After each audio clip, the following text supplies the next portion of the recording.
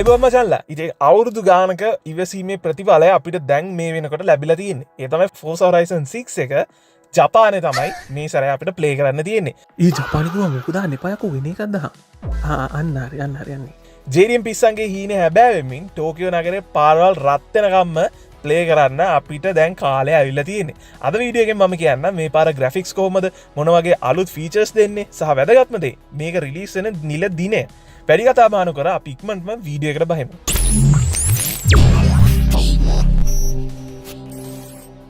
ඉතින් guys ඔයගොල්ලෝ දැන්ටමත් දන්නවනේ මේක ජපානයේ තියෙන්නේ කියලා.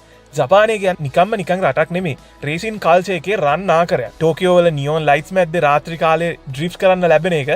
ඒ වගේම මවුන්ට් ෆීජි වල තියෙන කඳු පාරවල් වල වාහනේ ටෙස්ට් කරන්න ලැබෙන එක.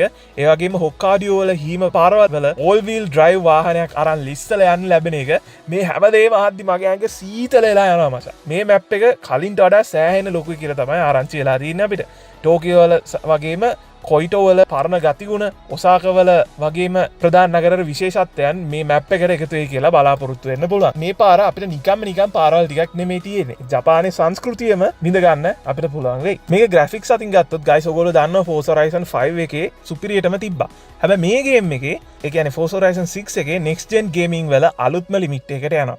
මේ බල ray tracing තාක්ෂණයේ ගේමින් වලට විතරක් නෙමෙයි real time driving වලටත් එනවා කියලා තමයි තියෙන්නේ. ඒ කියන්නේ පාර තියෙන වතුර වලකට වැටෙන නියොන් ලයිට් එකේ රිෆ්ලෙක්ෂන් එකේ ඉඳන් කාර් එකේ දිස්න ගහන වෙනකම්ම සුපිරියටම ඕගොල්ලන්ට අත්විඳින්න ලැබෙනවා මේ ගේම් එකෙන්. අනික තමයි guys physics. physics කියන්නේ ආයේ Forza Horizon එකේ කියලා කියන්න වැඩක් නැහැනේ. සුපිරිම physics නේ තියෙන්නේ. හැබැයි guys මේ සැරේ ඊට වඩා ඩබල් වෙලා ඉන්නේ. මේ පාර කාර් එකක් හැප්පුණා වෙන ඩැමේජ් එක ටයර් ගෙවන විදිය වහින වෙලාවට පාරේ තියෙන තෙත ගතිය මේ හැම දෙයකම Forza Horizon 5 එකටත් වඩා රියලිස්ටික් වෙයි කියලා තමයි අපිට බලාපොරොත්තු වෙන්න පුළුවන්. විශේෂයෙන්ම ඩ්‍රිෆ්ට් කරන අයට ටයර් වල ග්‍රිප් එක වාහනේ බැලන්ස් කරන එක කලින්ට වඩා වැඩියෙන් ලිස්සයි කියලා අපිට බලාපොරොත්තු වෙන්න පුළුවන්. ඒ කියන්නේ නිකන් ආකේඩ් ගතියට වඩා පොඩ්ඩක් සිමියුලේෂන් පැත්තට බර ගේම් එකක් මේ සැරේ රිලීස් වෙයි කියලා අපිට බලාපොරොත්තු වෙන්න පුළුවන්. දැන් එමු අපේ JDM සහ යුරෝ පිස්සන් බලන් ඉන්න තැනට. කස්ටමයිසේෂන් මේ සැරේ අපිට ජපානයට එක්ක යන නිසා මේ ගේම් එකෙන් ජපාන JDM කාර් වලට තියෙන විශේෂ තැන. කලින්ට වඩා වැඩි බොඩි කිට් ප්‍රමාණයක්, ඒ වගේම ඒරෝ පාර්ට්ස්, වියර්ස්, එක්සෝස් ඔප්ෂන්ස් වගේ දේවල් ගොඩක් මේ සැරේ ගේම් එකෙන් බලා ගන්න පුළුවන්.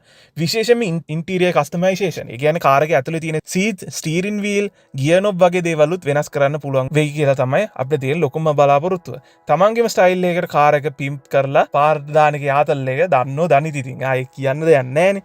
තවත් දෙයක් තමයි ජපානයේ ස්ට්‍රීට් රේසින් සහ ඩ්‍රිෆ්ට් ක්‍රූ කල්චර් එකත් ගේම් එකට එකතු වෙන්න පුළුවන්. ඒ වගේම guys අපිට තව අප්ඩේට් එකක් තියෙනවා. අපිට ගේම් එකේ ගෑරේජස් වගේ දේවල් අපිටම වෙනම බිල්ඩ් කරගන්න පුළුවන්. ඒ වගේම මල්ටිප්ලේයර් මෝඩ් එකේදී කියන්නේ අපි වෙනත් අයත් එක්ක ප්ලේ කරගත්තී ඒගොල්ලෝගේ ගෑරේජ් වලට යන්න පුළුවන්. අපි නිකන් හිතන්න Clash of Clans එකේ වගේ අපි නිකන් අපි වගේ වෙනම ටවුන් හෝල් එකක් වගේ බිල්ඩ් කරගන්න තියනවා නම් ඒක පට්ටම ආතල් දෙයක් guys. ඉතින් මේ ගේම් එකට ඒකත් ඇඩ් වෙනවා. ඒ කියන්නේ අපිට අපේම වෙනම ලොකේෂන් එකක් අපිට බිල්ඩ් අප් කරගන්න පුළුවන් guys. ඉතින් හිතන්න අනිත් අයත් එක්ක මේ විදිහට ප්ලේ කරනවා ගැන පට්ට මාතල් එක. ඒ වගේම මේ වගේ ලොකු මැප් එක ආතල් එකේ ඩ්‍රයිව් කරන්න තියනවා කියන්නේ මචං ආයිත් ඒක සුපිරිම දෙයක් මචං. ආයිත් ඉතින් ඒක කියලා වැඩක් නැහැ මචං. දැන් එමු මචං වැදගත්ම දෙයට. මේ ඔක්කොම හරි කවදද මේක අපේ අතට අරගෙන ප්ලේ කරන්න පුළුවන්. ඉතින් මචං දැන්ට ලැබිලා තියෙන ලොකුම ආරංචිය තමයි ආරංචිමත් නෙමෙයි ඒක දැන්ට කන්ෆර්ම් කරලා තියෙන්නේ 2026 මැයි 19 කියන දවස.